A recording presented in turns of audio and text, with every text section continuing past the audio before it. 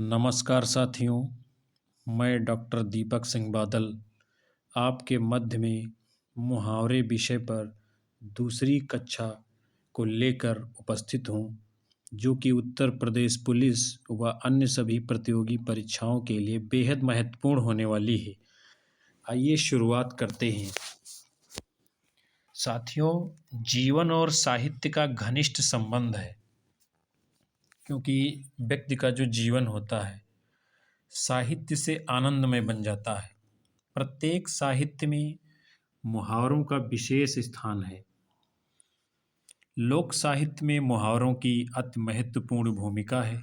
लोक साहित्य का तात्पर्य ये है कि जो हमारे समाज में लोगों के बीच में पहले से प्रचलित बातें चली आ रही हैं, मुहावरों का प्रयोग विशेष रूप से वाक्य को और अधिक रोचक और प्रभावशाली बनाने के लिए किया जाता है। आप देखते हैं हमारे बीच के तमाम सारे ऐसे लोग होते हैं जो बात बात में मुहावरों का प्रयोग करते रहते हैं।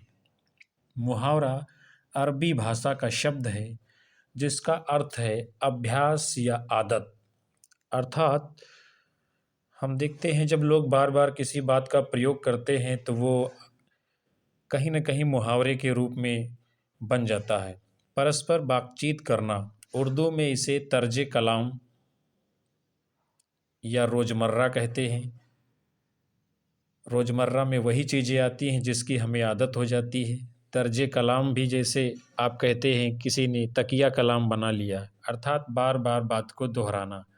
अंग्रेजी में इसे ईडियम्स तथा संस्कृत में वाग्धारा कहा जाता है। वाग्धारा इसलिए कहा जाता है क्योंकि इसको हम वाणी से बोलते हैं। जब कोई वाक्यांश अपना कोशगत अर्थ न देकर लाक्षणिक अर्थ देने लगता है, कोशगत का तात्पर्य ये है जो इसका शब्दगत अर्थ होता है, व्युत्पत्तिपरक अर्थ होता है, उसको न दे करके लाक्षणिक अर्थात उसके लक्षणों के आधार पर अर्थ का पता लगाया जाता है, तो भाषा में मुहावरा कहलाने लगता है। लोकोक्तियों की भांति मुहावरों में भी वेधन क्षमता होती है। वेधन का तात्पर्य है जिस बात को कहा जाता है, जिस उद्देश्य से मुहावरा कहा जाता है, वो उस लक्ष्य को प्राप्त करने में समर्थ होता है।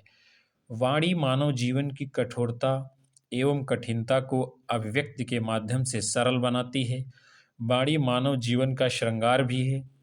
अतः मानव जीवन की कठिनता को रोचक और प्रभावशाली ढंग से चित्रित और अभिव्यक्त करने का कार्य मुहावरे करते हैं, क्योंकि सामान्य ढंग से कही गई उक्ति न प्रभावित ही करती है और न ही आकर्षित, किंतु जब वही उक्ति चमत्कारिक ढंग से कही जाए तो श्रोता की मन मस्तिष्क पर अमिट छाप छोड़ जाती है। मुहावरे के संदर्भ को लेकर विभिन्न विद्वानों ने अपनी परिभाषाएं दी हैं, जिनमें डॉक्टर नगेंद्र का नाम आता है। किसी भाषा में प्रयुक्त विशिष्ट प्रयोग जिनका अभिप्राय से भी विशिष्ट अर्थ लिया जाता है, मुहावरा कहलाता है। उदाहरण के लिए, मारे शर्म के मैं पानी पानी हो गया। वाक्य में पानी पानी होना मुहावरा है जिसका अभिधार्थ नहीं लिया जा सकता है। पानी पानी होना बहुत अधिक शर्मिंदा होना, अर्थ में हिंदी में रूढ़ हो गया। रूढ़ का मतलब परंपरागत तरीके से प्रचलित हो गया, जिसका प्रचलन आज भी उसी रूप में होता है। हर भाषा के अपने मुहावरे होते हैं। समय के साथ साथ उनकी संख्या तथा प्रयोग में परिवर्तन रहता है। लोक भारती मुहावरा कोश क्या बताता है? मुहावरा कुछ शब्दों का ऐसा बहुप्रचलित गठजोड़ है जो इकाई के रूप में प्रयुक्त होता है और सम्मिलित शब्दों के सामूहिक अभिधेयार्थ अर्थ से भिन्न किसी प्रभावपूर्ण अर्थ की सृष्टि करता है। डॉक्टर प्रतिमा अग्रवाल के अनुसार मुहावरा लाक्षणिक प्रयोग है एवं एक शब्द से लेकर पूरा वाक्य तक मुहावरे के रूप में लिया जा सकता है। डॉक्टर प्रतिभा सरोजनी रोहतगी के शब्दों में मुहावरा जनसाधारण की संपत्ति होते हैं।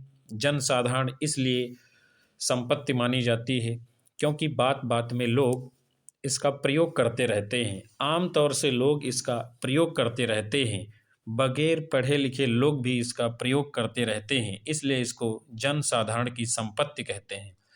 मनुष्य अपने प्रतिदिन के व्यवहारिक जीवन में जो कुछ वस्तुएं देखता है उनसे अनुभव प्राप्त करता है।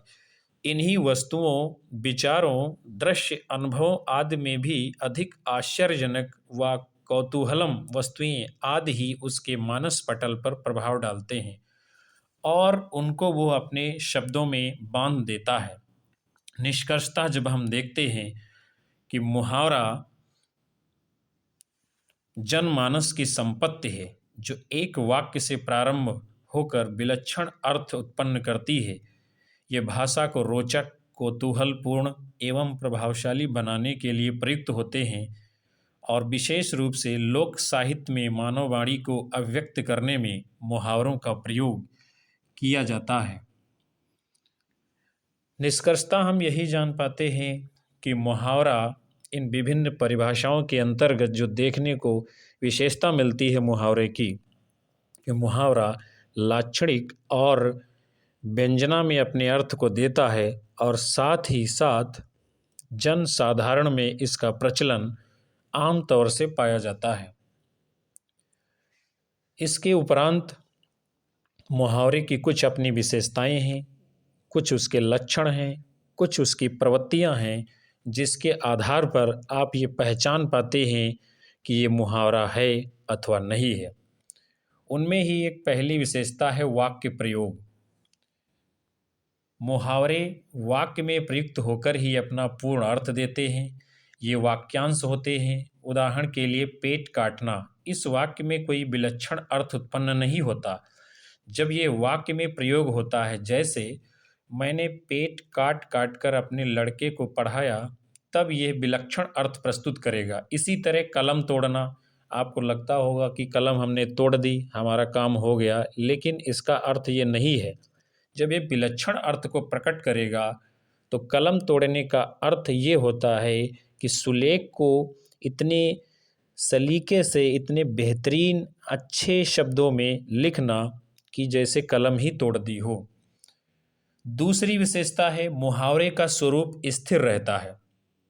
इसका मतलब सीधा सा यही है कि मुहावरा जिस अर्थ में प्रचलित हो जाता है उसी अर्थ में प्रचलित रहता है, उसमें कभी भी परिवर्तन नहीं होता है।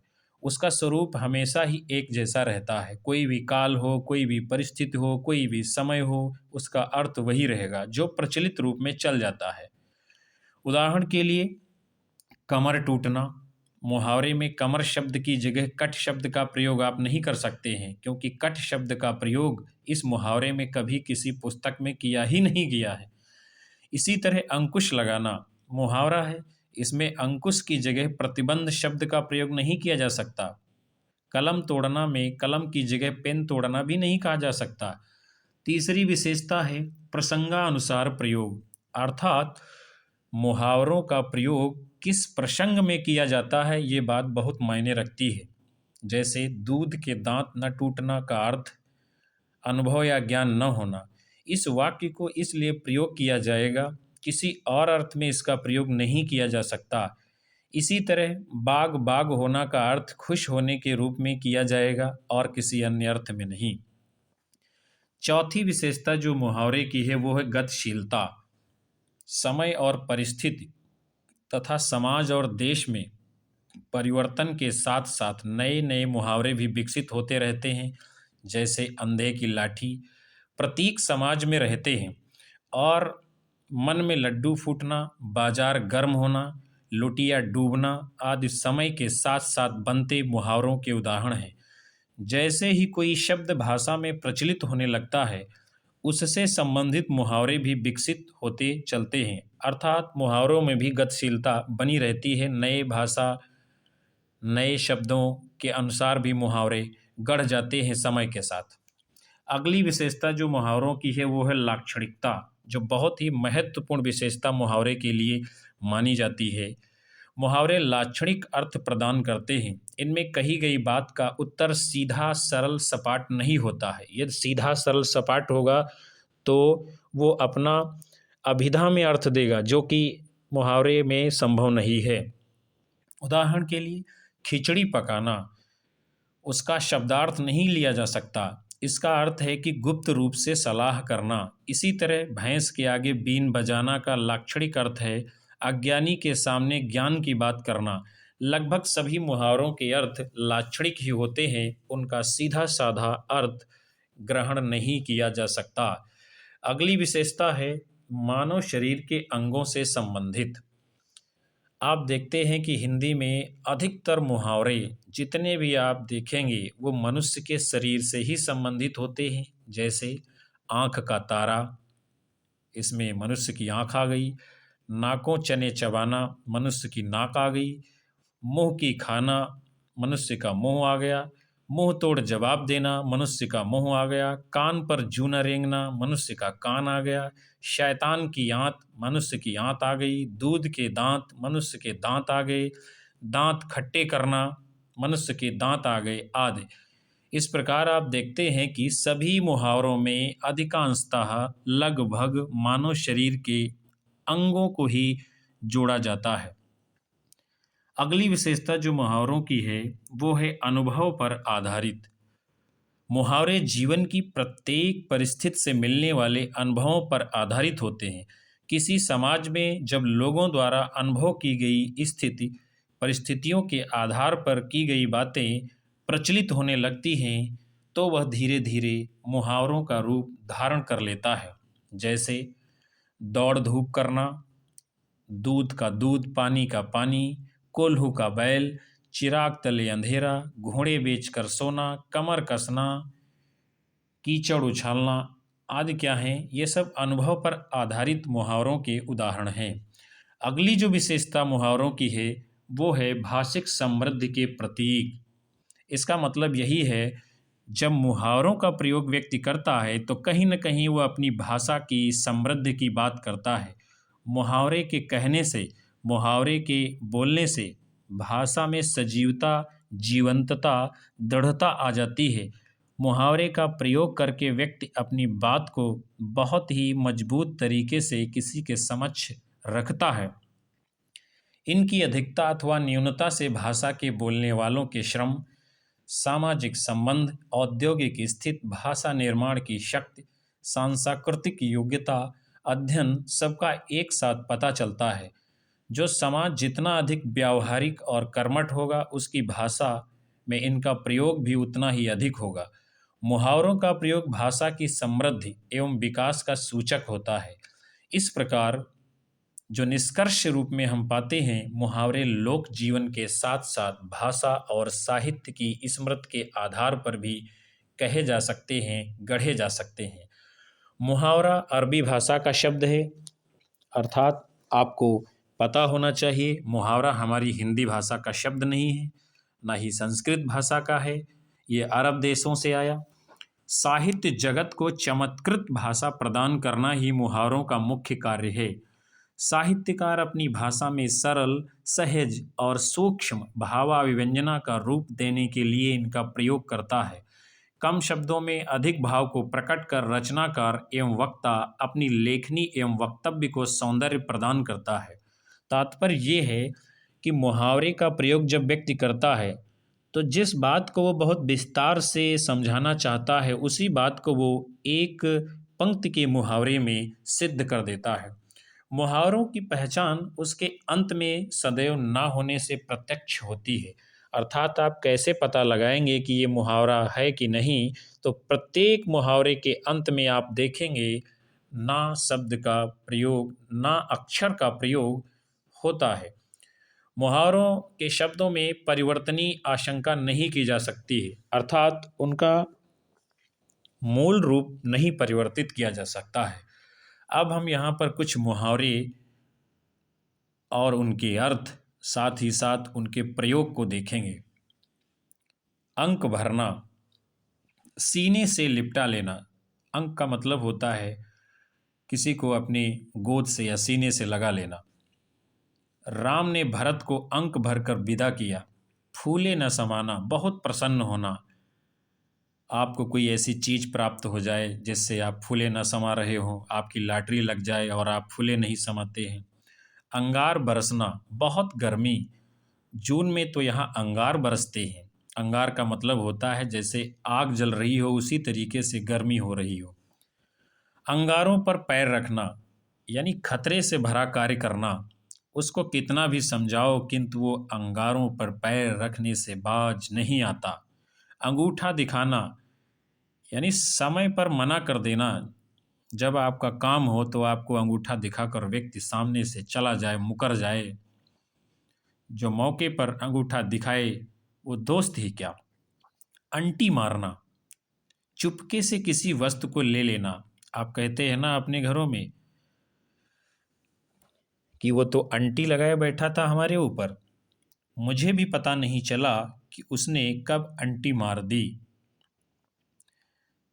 अंदर कड़ाही में गुड़ पकाना। आपको लगता होगा कि कड़ाही में गुड़ कैसे पकेगी, लेकिन इसका अर्थ क्या है मुहावरे में? गुप्त मंत्रणा करना। तुम इतना बेखबर हो और ऑफिस में तुम्हारे विरुद्ध अंदर ही अंदर कड़ाही में गुड़ पक रहा है। अंधे के आगे रोना, निष्ठुर को अपनी व्यथा सुनाना। यानी अंधे के आगे आपको रोने से कोई लाभ नहीं होगा। कोई व्यक्ति निष्ठुर है जिसके अंदर करुणा का भाव है ही नहीं, दया का भाव है ही नहीं, उसके सामने करुणा की बात करेंगे तो अंधे के सामने रोना ही होगा। अक्ल का अंधा होना यानी मूर्ख जिसे कहते हैं, वो अक्ल का अंधा न होता तो सबके सामने कहीं ऐसी बात कहता। अटकल पच्चू हाँकना। अटकल पच्चू का मतलब होता है आइडियाज मारना, इधर उधर की हाँकना, अनुमान से बात करना। अटकल पच्चू हाँकने से इंटरव्यू में पास नहीं होंगे। अड़ियल टट्टू, रुक रुक कर काम करने वाला। ऐसे अड़ियल टट्टू से तो काम कभी खत्म न होगा। अन्न जल उठना, रहने का संयोग न होना। तुम्हारा अब यहाँ अन्न जल नहीं था तभी तबादला हो गया। यानी जिस जगह पर आप पहले से काम कर रहे हैं वहाँ से कहीं दूसरी जगह पर भेज दिया जाता है, तब आप कहते हैं कि यहाँ से आपके अन्न जल उठ गए। अपना सोना खोटा होना यानी अपने व्यक्ति में दोष होना। दूसरों को क्यों दोष देते हो जब अपना ही सोना खोटा है। अपनी खिचड़ी अलग पकाना, सबके साथ न चलना। यानी समूह में बहुत सारे लोग हैं लेकिन आप अपनी राय को लेकर के जब अलग ही चलते हैं तो इसको अपनी खिचड़ी अलग पकाना कहा जाता है। अपनी खिचड़ी अलग पकाने से देश में तरक्की कभी नहीं हो सकती। अपने पाँव पर कुल्हाड़ी मारना, जानबूझकर संकट में पड़ना। इसको आप दूसरे रूप में कहते ओखल में सिर दे मारना। झूठी गवाही देकर अपने पैरों पर आप कुल्हाड़ी मार ली। अपने पैरों पर खड़ा होना, स्वावलंबी होना। आजकल के लड़के अपने पैरों पर खड़ा नहीं होना चाहते हैं। अपने मुँह मियाँ मिट्ठू होना, अपनी प्रशंसा स्वयं करना। अपने मुँह मियाँ मिट्ठू बनने से कोई प्रसिद्ध नहीं हो जाता है। जब कोई व्यक्ति अपने ही मुँह से अपनी प्रशंसा को करता है तो इसको प्रशंसा नहीं कहते हैं, व्यक्ति आत्मश्लाघा का शिकार हो जाता है। तभी वो अपनी प्रशंसा इधर उधर करता फिरता है, डींगे मारता है अपनी, इसको आत्मश्लाघा का शिकार कहते हैं। आँख ऊपर न उठाना, लज्जा के कारण सामने न देख सकना। बुरे काम करने वाले कभी आँखें उठाकर ऊपर नहीं देख सकते हैं। अर्थात जब व्यक्ति ईमानदार होता है तो आपके सामने आँख में आँख डाल करके बात करेगा, और जब उसके अंदर कोई कमी होगी, कोई बुरा कार्य किया होगा तो आपके सामने आँख ऊपर नहीं उठा सकता है। साथियों, यदि आज की कक्षा संबंधित विषय पर पसंद आई हो तो कृपया चैनल को सब्सक्राइब कर लाइक शेयर कमेंट करना बिल्कुल ना भूलें। अपनी राय अपना परामर्श कमेंट बॉक्स में अवश्य दर्ज करें। अगली कक्षा में पुनः मिलते हैं एक नई ऊर्जा के साथ। तब तक के लिए धन्यवाद। नमस्कार।